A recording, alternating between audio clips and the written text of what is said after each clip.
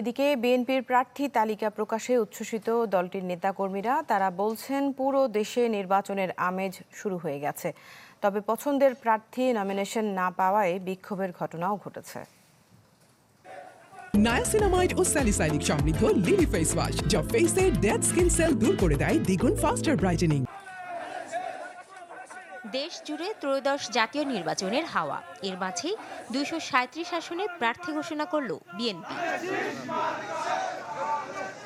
৩টি আসন থেকে লড়বেন দলটির চেয়ারপারসন বেগম খালেদা জিয়া। তাই তো ফেনী ১, বগুড়া ৭ ও দিনাজপুর ৩ আসনে উচ্ছ্বসিত নেতাকর্মীরা।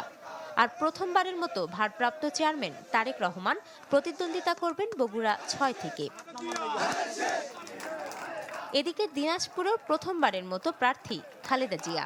জেলাবাসীর প্রত্যাশা, তার নেতৃত্বে ফের গণমানুষের দল হিসেবে প্রতিষ্ঠা পাবে বিএনপি।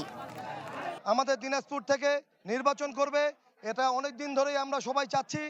এই আমাদের আশা এবার পূর্ণ হলো।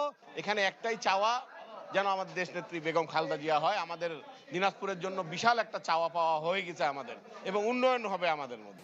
ঠাকুরগাঁও ১ থেকে এবারও ভোটের মাঠে দলটির মহাসচিব মির্জা ফখরুল ইসলাম আলমগীর। তাই আনন্দে ভাসছেন নেতাকর্মীরা।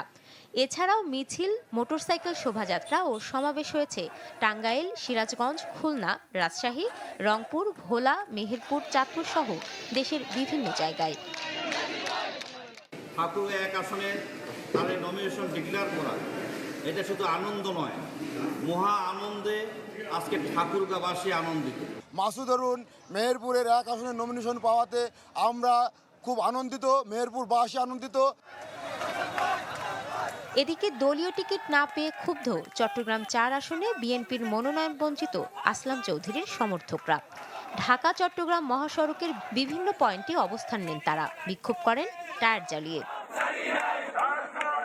মাদারীপুরে সাজ্জাদ হোসেন লাভলু সিদ্দিকীর সমর্থকরাও ক্ষুব্ধ।